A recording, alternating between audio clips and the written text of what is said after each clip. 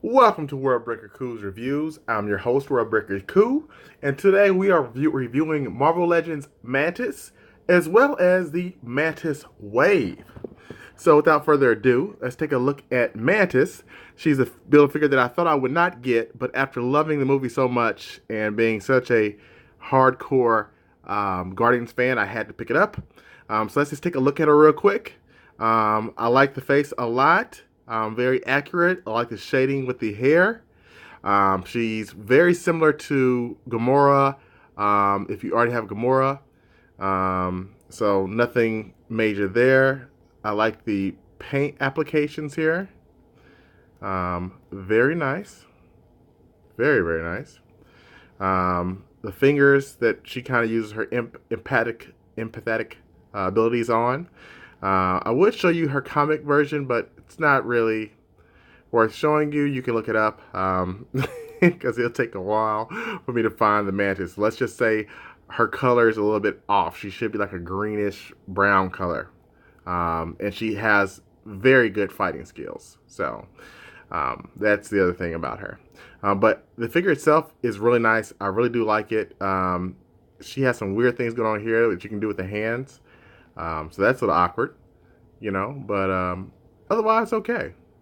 So what I'm going to do now, because I really can't consider her a Build-A-Figure, so normally I don't compare Build-A-Figures in the waves with their rankings, but because she's really just another figure that they kind of copped out on, I'm going to include her, okay?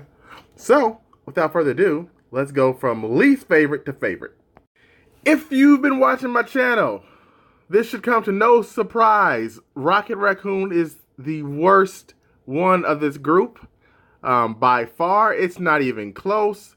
I am only keeping this figure because I want to have the whole Marvel Legends set. Otherwise, I would burn this figure and toss it in a dumpster. It's just, it looks okay, but it sucks. And the Groot, I mean, they should have packaged more things with this guy because he has no articulation. Like, they should learn from Marvel Select on how good they can make characters that are this small and fully articulated. So I'm not going to go on another rant about Rocket. We just know he's the worst. With his little, Ravager Groot. You guys suck. Okay. On to slightly better. Or actually quite a bit better. Boom. We have Ex Nilo. He is very cool. As I just reviewed him not too long ago, he always shows up very vibrant on camera. I love that.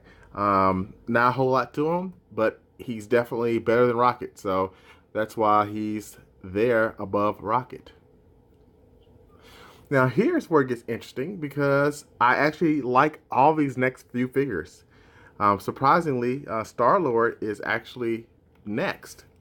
Not that he's a bad figure because, after Rocket, all these figures are pretty cool, to be honest with you.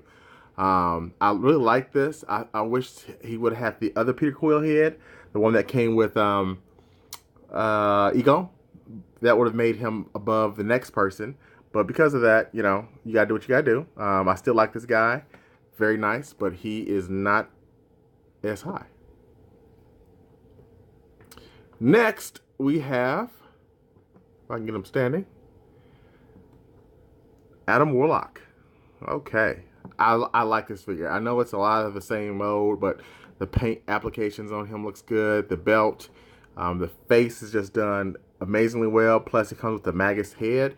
You can't really go wrong there. So he is, without a doubt, my next favorite.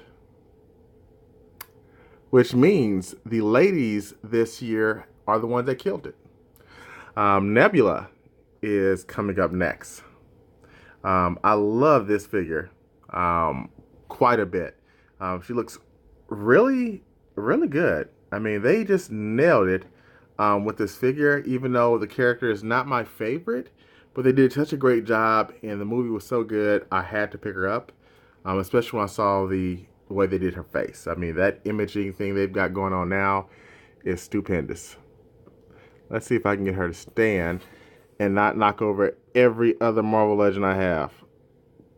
Okay, I am graced with that one. Which means number 2 is Mantis. So yeah, she's right up there, folks. She was almost my favorite figure. I love the costume design, the blacks, the pearlescent green, everything. Even the hands are nicely well done. The fingers, give them 2 fingers like a player.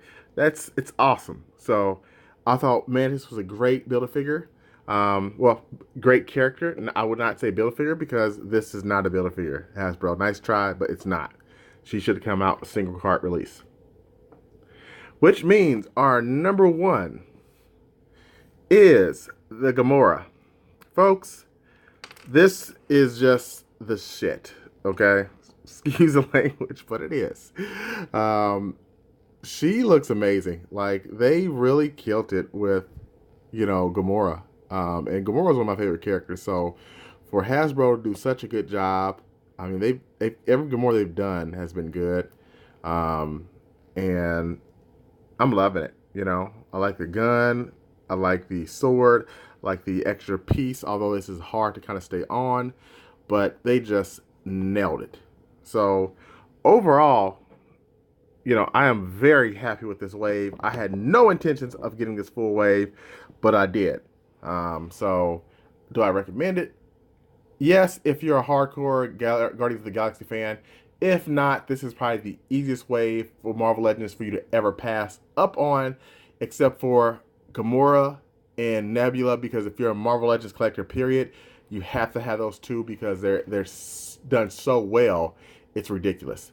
The only reason I don't mention Mantis is because it will require you to buy the whole wave, which is not necessary for that greatness. So that's all I have to say on this one, folks. I hope you like this review. If you like my previous review, I have not seen it, check it out there.